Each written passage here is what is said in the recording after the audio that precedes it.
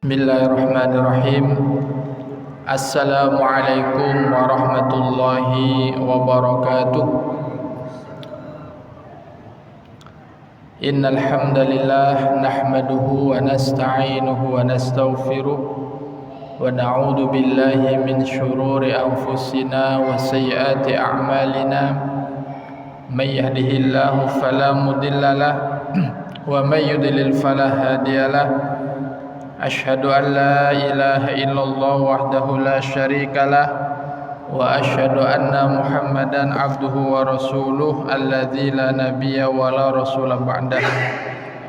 Allahumma shalli wa sallim wa barik ala Muhammad wa ala alihi wa ashabihi wa man tabi'ahum bi ihsanin ila yaumil qiyamah. Hadirin kaum muslimin wal muslimat rahimakumullah. Alhamdulillah, mari kita bersyukur kepada Allah atas segala limpahan nikmat karunia yang telah Allah berikan kepada kita. Apakah itu nikmat iman, nikmat kesehatan, nikmat hidup dan kesempatan yang telah Allah berikan kepada kita. Mudah-mudahan kita bisa mensyukurinya dengan sebaik-baiknya. Salawat dan salam tidak lupa kita sanjung tinggikan kepada baginda Muhammad sallallahu alaihi wasallam. Allahumma shalli wa sallim wa barik alaihi, beserta keluarga, sahabat dan juga senantiasa kepada seluruh umatnya yang mau istiqomah mengikuti ajaran-ajarannya. Jamaah sekalian yang dimuliakan oleh Allah Subhanahu wa taala, alhamdulillah hari ini bisa bertatap muka kembali dengan jamaah sekalian, di mana di bulan sebelumnya sempat absen sedang mudik. Alhamdulillah di bulan ini malam Ahad minggu pertama ulun bisa hadir kembali untuk bisa menyampaikan nasihat, tawasau bil haq wa tawasau bis sabr. Kita saling menasihati dalam kebaikan, kebenaran, dan tentu untuk bisa saling sabar dalam menjalankan ketaatan kepada Allah Subhanahu wa taala. Bapak-bapak, ibu-ibu, jamaah sekalian yang dimuliakan Allah Subhanahu wa taala, sesuai dengan tema yang diangkat pada kesempatan malam hari ini, yaitu menjaga keistiqomahan diri. Jadi kita malam hari ini akan mencoba membahas bagaimana caranya agar kita ini memiliki hati jiwa yang istiqomah dalam kebaikan, istiqomah dalam keimanan, istiqomah dalam ketaatan. Ini penting sekali, mengingat sering kita melihat, mendengar, membaca bagaimana ada orang yang dahulunya begitu taat dalam berbusana muslimah misalnya, dia menutup auratnya dengan begitu bagusnya, tapi di kemudian hari kemudian ia bangga dengan memperlihatkan auratnya. Kita juga kadang membaca, melihat, mendengar ada orang yang awalnya begitu alimnya, tiba-tiba menjadi orang yang sangat lalim. Ada orang yang awalnya begitu dermawan, tiba-tiba dia menjadi orang yang begitu rakus dengan harta. Ada orang yang dahulunya begitu rajin ke masjid, tiba-tiba entah kemana gak pernah lagi kelihatan di masjid. Itu semua kita rasakan, itu semua kita lihat dan kita perhatikan. Ini menandakan bahwa dalam diri manusia ini ada satu karakter bahwa yang namanya manusia itu kadangkala imannya kuat, kadangkala lemah. Sadar ataupun tidak, kita mengalami itu. Kadangkala kita merasa untuk hadir ke majelis ilmu itu dengan ringan hati. Tapi kadangkala untuk hadir ke masjid itu perlu perjuangan.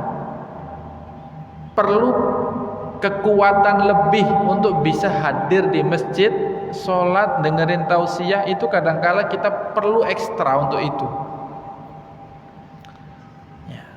Kadangkala kita begitu semangat untuk membaca Al-Quran, tilawah Al-Quran, tapi di momen-momen tertentu kadangkala Quran itu sama sekali nggak dibaca. Berhari-hari, berminggu-minggu, bahkan mungkin berbulan-bulan. Mungkin ada juga kaum muslimin tuh baca Qur'annya ya hanya di Ramadan saja. Itu pun ya seayat 2 ayat itu kadang. Nah, jamaah sekalian yang dimuliakan oleh Allah Subhanahu wa taala, maka di sini yang pertama kita harus menyadari bahwa kita ini bukanlah tipe malaikat yang imannya itu stabil. Ya. Kita ini bukan tipologi imannya seperti imannya malaikat yang stabil. Malaikat itu begitu taat kepada Allah. Ya. Kalau tugasnya A ya A sudah, kadang mau gawe yang B. Manusia ini disuruh A kadang digawi B, disuruh B malah gawi yang A. Itu manusia. Disuruh taat kadangkala ingkar, jangan ingkar malah taat, dan seterusnya. Nah, maka ini hal yang harus kita sadari. Maka jamaah sekalian yang dimuliakan oleh Allah Subhanahu wa taala, di dalam surah Ali Imran Allah Subhanahu wa taala menyampaikan satu tuntunan doa yang mesti kita baca, yang mesti kita mohonkan kepada Allah Subhanahu wa taala agar kita diberikan istiqomah dalam ketaatan. Allah Subhanahu wa taala berfirman, A'udzu billahi minasyaitonir rajim. Rabbana la tuzigh qulubana ba'da id hadaitana wa hab lana min ladunka rahmah innaka antal wahhab. Rabbana ya Tuhan kami, la tuzigh qulubana, jangan kau jadikan hati ini condong. Condong kemana? Condong kepada ketidakbaikan, condong kepada kemalasan, condong kepada kemaksiatan. Ba'da id hadaitana, setelah Engkau berikan hidayah untuk taat, untuk beriman, untuk rajin, untuk semangat beramal soleh, kita mohon kepada Allah, Rabbana la tuzigh qulubana, jangan kau palingkan hati ini kepada keburukan di mana sebelumnya sudah kau ajarkan kebaikan. Itu doa kita. Kenapa? Tadi kita sadar bahwa kita ini bukan malaikat yang senantiasa taat, tapi dalam diri manusia itu ada potensi fujur, ada juga potensi takwa. Fa'alhamaha fujuraha wa taqwaha. Memang dalam diri kita itu Allah ilhamkan ada namanya fujur, ya, yang cenderung mengajak manusia itu kepada perbuatan dosa, wa taqwa, dan ada juga potensi dalam diri manusia itu yang mengarah kepada ketaatan. Itu memang ada dalam diri kita. Maka kata Allah, qad aflaha man zakkaha wa qad khaba man dassaha. Sungguh beruntung siapa? Orang yang berusaha senantiasa menyucikan jiwanya, hatinya. Dan sungguh merugi orang yang mengotori hati jiwanya. Karena dari sinilah ya, ketika hati orang itu bersih, ketika hati orang itu ditazkiyah, ya, disucikan, maka takwa itu akan muncul. Takwa itu akan muncul. Sebaliknya, jika dia melakukan fujur, dosa, apa yang muncul? Perbuatan yang salah tadi, bisikan setanlah yang menang. Jamaah sekalian yang dimuliakan oleh Allah Subhanahu wa taala. Wa hab lana min ladunka rahmah innaka antal wahhab. Ya Allah, karuniakanlah kepada kami rahmat-Mu. Innaka antal wahhab, sesungguhnya Engkau Maha Pemberi karunia. Jadi ini berdoa kepada Allah agar kita dijauhkan dari hati yang cenderung kepada keburukan setelah Allah karuniakan kebaikan. Jadi perbanyak doa itu. Rabbana la tuzigh qulubana ba'da idh hadaitana wa hab lana min ladunka rahmah innaka antal wahhab. Surah Ali Imran ayat 8. Nanti bisa dicari, dihafal doa itu dan diamalkan. Penting sekali kita minta ini. Karena tadi ya, kita ini memang seperti itu kondisinya. Kadang semangat, kadang lemah. Kadang malas. Kadang senang melakukan ketaatan, tapi kadang kala juga melakukan kemaksiatan. Maka doanya itu. Nah, di antara doa yang dibaca oleh Nabi adalah doa ya muqallibal qulub tsabbit qalbi ala dinika. Ini diceritakan ketika Aisyah ditanya oleh sahabat, doa apa yang paling sering dibaca Nabi? Jawab Aisyah, doa tadi, ya muqallibal qulub tsabbit qalbi ala dinik. Ya muqallibal qulub, wahai zat yang membolak-balikan hati. Berarti kita sadar loh, hati ini bisa berbolak-balik. Hati ini rajanya loh. Nanti kita bahas hadisnya. Ya muqallibal qulub, wahai zat yang maha membolak-balikkan hati. Sabbit qalbi, tetapkan, kokohkan, kuatkan hatiku. Ala dinika, berada di jalan agamamu yang lurus, yang benar ini. Ya. Ada yang menambahi wa ta'atika, dan hati yang senantiasa taat kepadamu ya Allah. Itu doa yang sering sekali dibaca oleh Nabi. Ya, beliau memohon kepada Allah, ya, zat yang maha membolak-balikan hati, agar hati ini ditetapkan, ya, taat, berada di jalan agama Allah yang lurus, yang benar ini. Jamaah sekalian yang dimuliakan oleh Allah Subhanahu wa taala. Jadi kalau kita mau jujur itu, nah, yang namanya hati ini kadangkala memang enak diajak beribadah, kadang ngalih benar diajak ibadah. Pernah kita merasakan itu? Nah, nanti akan kita baca hadis. Gimana tipsnya biar ketika kita berada dalam masa lemah tadi imannya, itu tidak sampai hilang bener, jangan sampai kebablasan. Nah, apa kebablasan tuh? Keterusan.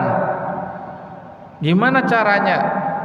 Nah, ini ada hadis ya yang diriwayatkan oleh Imam Ahmad dari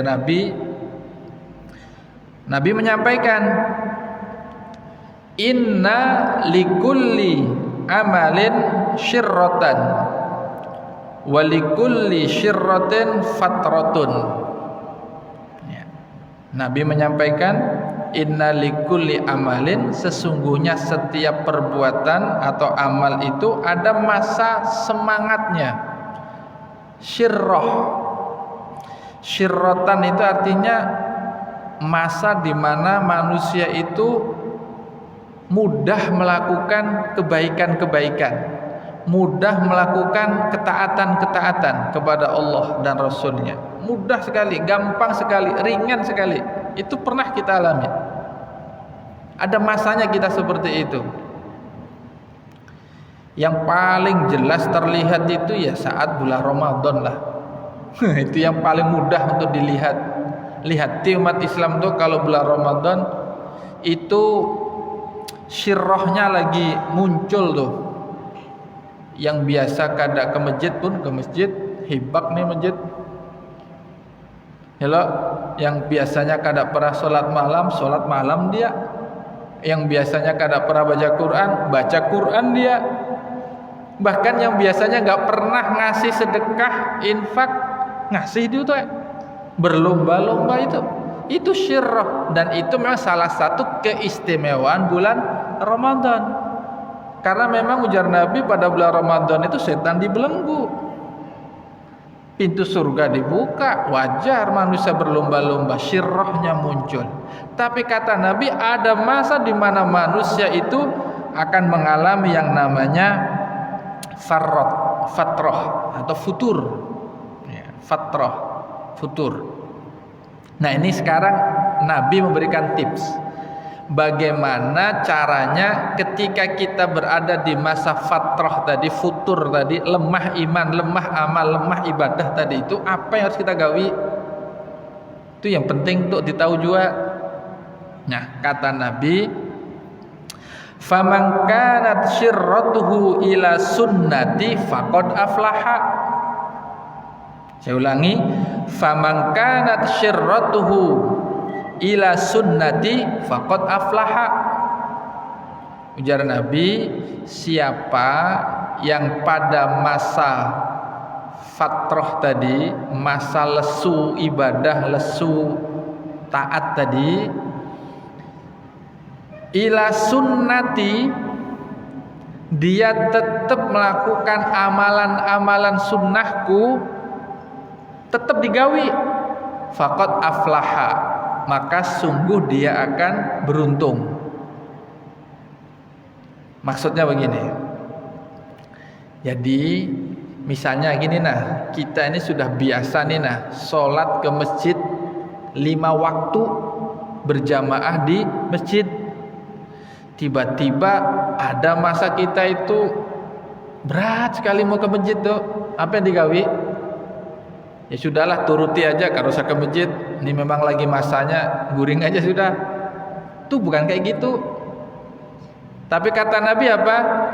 Paksa tetap hadir ngikuti sunnahnya Nabi tadi. Jadi kata kuncinya apa? Tetap dipaksa. Mungkin yang awalnya biasanya ya belum azan itu sudah datang, tapi karena lagi malas ya nggak apa-apa lah, setelah azan baru datang, kayak gitu maksudnya. Tapi tetap datang. Jangan sampai dituruti, ya sudahlah, kada usah ke masjid, jangan. Tapi paksa tetap datang meskipun kualitasnya tidak seperti kita lagi semangat. Kalau lagi semangat itu jangan ditanya, belum azan pun udah datang. Itu kita lagi apa? Semangat tuh, syirroh tadi. Tapi kalau lagi futur, fatroh tadi itu, tipsnya begitu dari Nabi. Tetap paksa datang meskipun tidak maksimal seperti yang lagi baik itu. Nah, dilanjutkan dalam hadis tadi, wa man kanat ya fatratuhu ila ghairi dzalik faqad halaka. Kalau ketika masa futur tadi tidak digunakan seperti itu tadi, maka lama-lama dia akan halaka, hancur dia, binasa dia, rusak dia nanti. Kalau dituruti malas itu kebablasan. Jadi kata Nabi, jangan turuti, paksa meskipun tidak maksimal. Maka nanti kita akan menemukan potongan hadis ya dari Aisyah. Nabi bersabda, saddidu wa qaribu. Saddidu wa qaribu artinya apa? Beristiqomahlah, kalau tidak mampu yang ideal minimal mendekati ideal. Maksudnya begini, kalau kita ketika futur itu kan disuruh Nabi itu kalau bisa namanya beramal ibadah itu ya yang ideal lah, sempurna lah, yang tanggung-tanggung, pokoknya yang maksimal. Tapi kalau nggak bisa maksimal, setidak-tidaknya waqaribu, yang mendekati maksimal tadi. Nah, jadi pesan Nabi tetap seperti itu, jangan malah dialihkan, jangan kemudian dituruti lalu ditinggalkan ibadah itu bisa halak, bisa kalah kita, binasa kita, rusak kita, kebablasan. Nah, jadi contoh sederhana berikutnya misalnya begini, kita sudah berkeinginan namanya orang Islam itu kan mesti bisa baca Quran, mesti tiap hari harus baca Al-Quran, itu sudah komitmen kita. Tapi kadang ada masa kita malas nih, malas sekali. Gimana caranya? Kalau biasanya sehari 1 juz misalnya, oke lah, nggak apa-apa, nggak sampai 1 juz, tapi minimal tetap dibaca, kayak gitu. Tetap dibaca. Sama kayak kita, kadang kala malas sholat sunnah tuh, sholat sunnah rawatib misalnya, kita sudah beriktikad nih, karena kata Nabi, siapa yang melaksanakan sholat sunnah rawatib sehari semalam 12 rakaat, dibangunkan rumah di surga. Jam semangat itu, kita gawi. Kadang kala malas juga. Nah, saat malas tuh apa yang digawi? Ya sudahlah, nggak usah. Bukan kayak gitu, tapi tetap digawi meskipun sholatnya mungkin tidak sekhusyuk, nggak seoptimal ketika kita lagi semangat, tapi tetap digawi. Yang biasanya lagi semangat tuh sholatnya dihayati, dinikmati gitu. Ini lagi malas, ya sudah paksa aja sholat, meskipun sholatnya nggak seideal seperti kita lagi semangat. Nah kayak gitu. Sama dalam masalah harta itu, lagi semangat jor-joran kita, tapi kadangkala ada perasaan eman tuh, sayang, akhirnya nggak jadi gitu. Kasih aja meskipun tidak sebesar biasanya kita infak. Misalnya biasanya 5.000, nah malas juga ini mau keluarin 5.000 nih, paksa aja 1.000 kah, 2.000 kah, kayak gitu. Itu maksud saddidu au qaribu, ya, maksimalkan atau mendekati maksimal. Ujar Nabi, jangan ditinggalkan. Kenapa? Karena dikhawatirkan bila kita terus turuti itu ya, bukan naik lagi, malah nyungsep, ya, makin ke dalam, semakin ke dalam makin susah untuk naiknya. Ibaratnya begitulah, iman tuh begini, naik turun. Ketika naik ini enak, memang ngelakuin apa aja enak, tapi ketika turun berat. Nah ketika turun berat ini jangan sampai kebablasan. Cara ngeremnya ketika turun, paksa dia meskipun tidak maksimal, nanti pelan-pelan terbawa hati ini kembali kepada suasana yang lebih maksimal. Itu tipsnya begitu. Nah, Jadi jamaah sekalian yang dimuliakan oleh Allah Subhanahu wa taala. Saya jadi teringat kata-kata kiai kami dulu ya. Semasa masih kuliah di Jogja itu, beliau berpesan. Kata-kata itu masih saya ingat.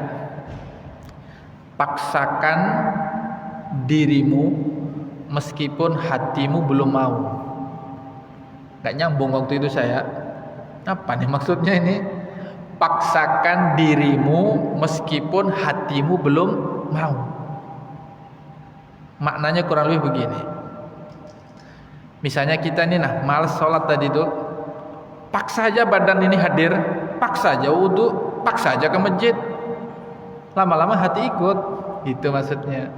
Kada usah nunggu hatinya pengen dulu, kada usah, paksa aja badan itu. Lama-lama hati akan mengikuti. Oh gitu Kak. Ya ini ternyata penjelasan dari hadis ini. Ya. Ternyata ini hadisnya maksudnya. Jadi paksakan. Beliau dulu kasih contoh begini. Misal nih lagi asik-asiknya nonton bola nih Indonesia melawan Malaysia. Lagi asik nih ngeliatnya. Dengar azan. Panggilan Allah untuk pergi ke masjid salat berjamaah. Mau ditinggalkan berat sekali hati itu. Sayang, tak lagi gol nih Pokoknya ada bisik-bisikan tuh. Pokoknya berat mau kita tinggalkan. Nah, saat seperti itu gunakan rumus tadi, paksakan tubuh ini. Pokoknya tinggal aja pergi sudah. Meskipun hati kita masih berat. Itu rumusnya. Kalau dituruti ya lewat sudah. Pasti. Maka itu tipsnya. Paksakan diri ini meskipun hati kita belum mau. Nuruti hati mau susah. Ya kalau kemudian maunya muncul, kalau nggak muncul lewat kita.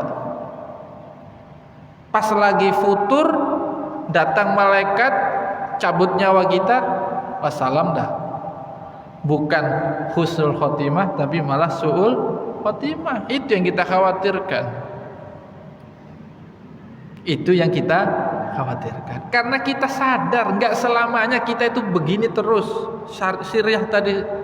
Kadang-kala kita itu futur, benar-benar futur, males, capek, letih, uyuh lah, matem lah. Ada aja bisikan tuh. Nah, di saat seperti itu tuh kadang-kala ya, jangankan yang sunnah, yang wajib pun kadang ditinggalkan. Ya, jangankan yang sunnah, yang wajib pun lewat. Dan itu masih banyak loh orang yang seperti itu. Dianggap agamanya itu kayak apa gitu. Sholat kada sholat mah gak urusan. Lewat aja itu. Itu nuruti malas. Nuruti apa? Malas. Itu dituruti terus ya sudah. Susah mau begini tuh.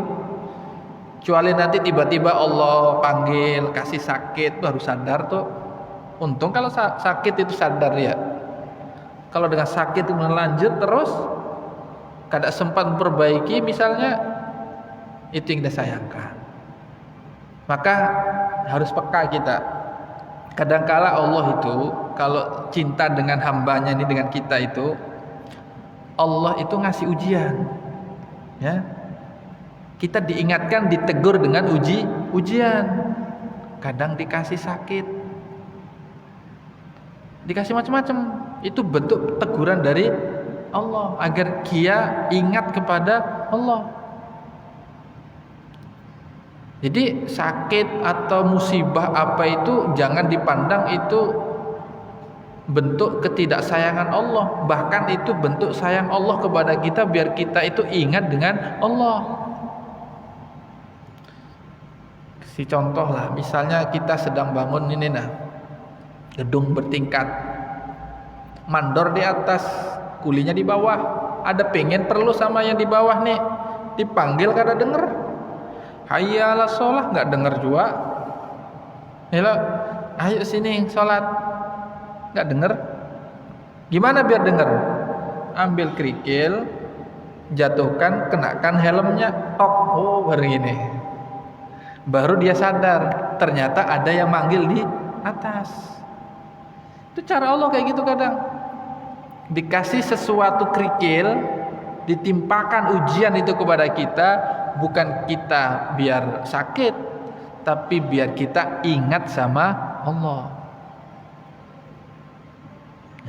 Gimana cara pian kalau manggil orang di bawah nggak ada HP, harus teriak, harus dipanggil, tapi nggak dengar juga. Akal kita apa? Cari sesuatu, jatuhkan dekat dia atau bahkan kena dia, biar sadar. Mungkin awalnya orang lain yang dikena sakit, keluarganya, lama-lama dianya. Itu cara Allah menegur, mengingatkan. Itu berarti bentuk husnuzon kita kepada Allah Subhanahu wa ta'ala. Oke, kembali ke tema kita tadi. Jadi cara ketika kita mengalami masa futur tadi itu, ujar Nabi, tetapi sunnah tadi, ikuti ajaran itu meskipun tidak dalam pelaksanaan yang maksimal. Setidak-tidaknya tetap mengarah ke maksimal. Yang kedua adalah memaksakan diri meskipun hati kita masih berat. Itu tipsnya. Nah, jamaah sekalian yang dimuliakan oleh Allah Subhanahu wa taala. Kemudian yang berikutnya tadi yang tidak kita lupakan adalah tentu memperbanyak doa. Karena pemilik hati ini Allah Subhanahu wa taala. Yang membolak-balikkan hati ini Allah Subhanahu wa taala. Di antara doa tadi surah apa tadi? Surah Ali Imran ya, ayat 8 tadi nanti dihafal. Rabbana la tuzigh qulubana ba'da id hadaitana wa hab lana min ladunka rahmah innaka antal wahhab. Kemudian ditambah dengan yang diajarkan Nabi, ya muqallibal qulub tsabbit qalbi ala dinik ya. Ini di antara doa yang paling sering dibaca oleh Nabi kita Muhammad sallallahu alaihi wasallam. Ini menurut cerita dari Ummu Salamah ya. Beliau ditanya, apa doa yang paling sering dibaca Rasul jika berada di sisimu? Maka Ummu Salamah istri Nabi ini menceritakan beliau sering membaca, ya muqallibal qulub tsabbit qalbi ala dinik. Ya, wahai zat yang maha membolak-balikkan hati, tetapkan hatiku ini ala dinik, lurus ya, di atas agamamu yang benar ini. Jangan kau palingkan setelah kebenaran ini kau bawa ke dalam kekufuran. Ya, apalagi ya kita hidup di zaman yang seperti ini, mengarah kepada hadis Nabi, ada orang yang paginya muslim, sorenya sudah kafir. Ya, sorenya muslim, malamnya sudah kafir. Pokoknya begitu cepatnya perubahan itu. Maka disinilah pentingnya kita sadar bahwa hati kita ini suka berbolak-balik. Lalu perbanyak pertolongan, minta bantuan kepada Allah agar Allah membantu kita menetapkan hati kita agar senantiasa istiqomah dalam beragama, istiqomah dalam ketaatan, istiqomah dalam melakukan amal-amal kebajikan, amal soleh apapun itu. Jadi jamaah sekalian yang dimuliakan oleh Allah Subhanahu wa taala. Kemudian ada juga tips lainnya ya. Tips lainnya agar kita itu senantiasa semangat dalam melakukan amal-amal kebaikan. Apa itu? Ternyata membaca Quran yang diikuti dengan tadabbur, ingat, mentadaburi Al-Quran itu pengaruhnya besar sekali terhadap keimanan seseorang. Jadi hati pikiran yang digunakan untuk membaca Quran, memahami isinya, merenungkan maknanya, itu besar sekali pengaruhnya terhadap menghidupkan ruh kita, jiwa kita. Karena Quran itu firman Allah, langsung kita terhubung dengan Allah Subhanahu wa ta'ala. Dan Al-Quran itu mukjizat terbesarnya Nabi Muhammad sallallahu alaihi wasallam yang satu-satunya akan tetap ada sampai hari kiamat. Maka kalau kita bisa istiqomah baca Quran disertai dengan tadabbur, insya Allah hati kita ini akan terpelihara. Tapi kalau Quran dijauhi atau dibaca tanpa ada perenungan maknanya, itu kurang. Maka harus ditambah dengan mentadabburi. Ya. Ini ada perkataan Ibnu Qayyim. Ya. Ibnu Qayyim rahimallahu taala berkata, falau aliman nasu ma fi qiraatil Qur'an bitadabburi lashtaghallu biha an kulli ma siwaha fa idza qara'ahu bitafakkurin hatta marra bi ayatin wa huwa muhtajun ilaiha fi shifai qalbi qarraraha walau mi'ah marrah walau lailah. Jadi Ibnu Qayyim mengatakan, sekiranya manusia ini mengerti ya, bagaimana akibat manfaat membaca Quran dengan ditadaburi, ya, maka manusia itu akan menyibukkan dirinya dengan senang baca Quran disertai dengan tadabbur ayatnya, dan akan meninggalkan masiwaha, hal-hal lain di luar kesibukan itu. Kenapa? Indah sekali rasanya, hati ini jadi nyaman gitu ketika kita bisa baca Quran dengan ditadabburi. Bahkan beliau mengatakan fa idza qara'ahu bitafakkurin, apabila dia baca Quran itu ditafakuri, direnungkan maknanya, dikaitkan dengan kehidupan nyatanya, ya, diresapi begitu, maka dia akan berusaha mengulang-ulang ayat itu bahkan bisa sampai 100 kali.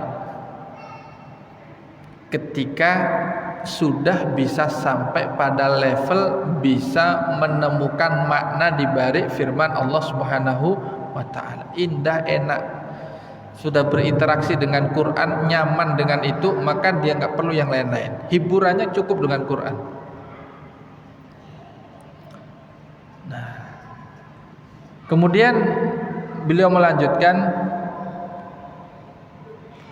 faqira'atu ayatin, membaca Al-Quran ayat dengan satu ayat saja, bitafakkurin wa tawafhumin, yang disertai dengan tafakkur, ya, direnungkan maknanya, dihayati isinya, khairun min qiraati khatmatin, lebih baik daripada membaca Al-Quran khatam,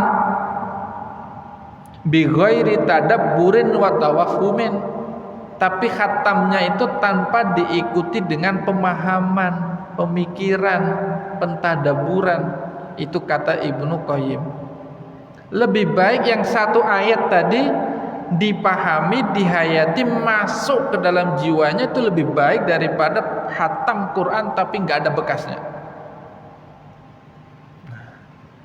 Lebih baik itu. Yang berkata adalah Ibnu Qayyim rahimahullah.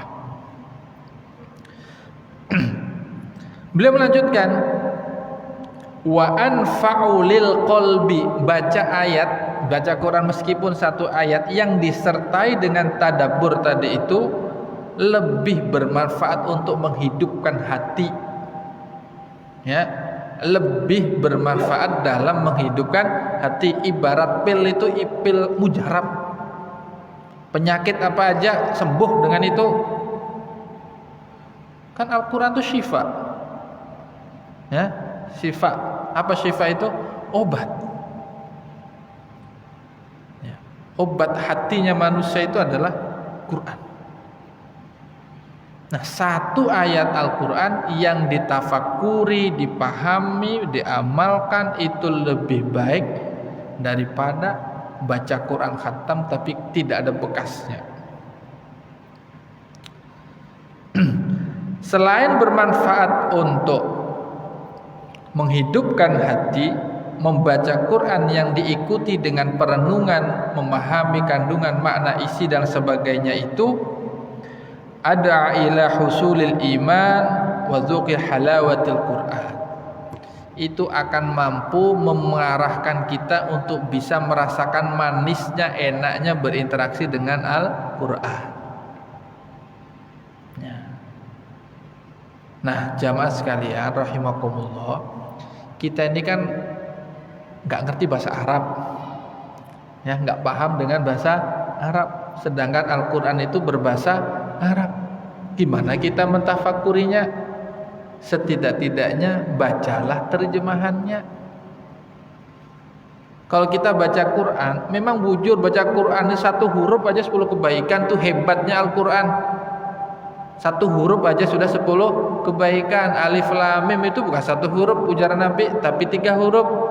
Alif sendiri, lam sendiri, mim sendiri, 3. Alif lam mim berarti 30. Itu baru baca, bujur. Tapi kalau kemudian diikuti dengan perenungan, pentadaburan, itu jauh lebih dahsyat lagi hasilnya.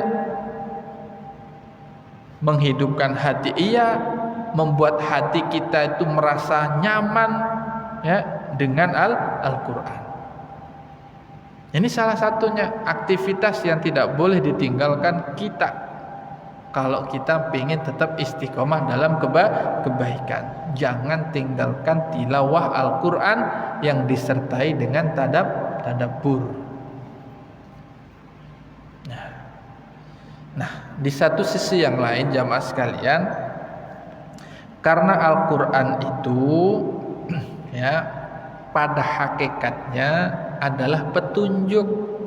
Petunjuk itu baru berguna kalau diamalkan, baru ada berguna. Sering saya mengumpamakan seperti resep dokter lah.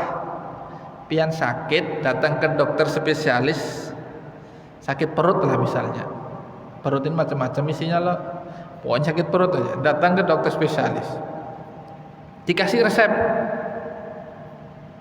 Sembuh tidak dengan hanya bawa resep dibaca tanpa nggak ditebus obatnya? Kurang berguna. Insya Allah akan cepat sembuh kalau resepnya itu pas dengan diagnosisnya, obatnya juga pas, jadi sembuh insya Allah. Itu sebagai bentuk ikhtiar. Tapi kalau pian sampai rumah dibaca bola-balik, amoxilin, apalagi apa dibaca aja, nggak ada ditebusnya obat tuh, nggak ada diminum juga. Khasiat nggak resep tuh? Kada.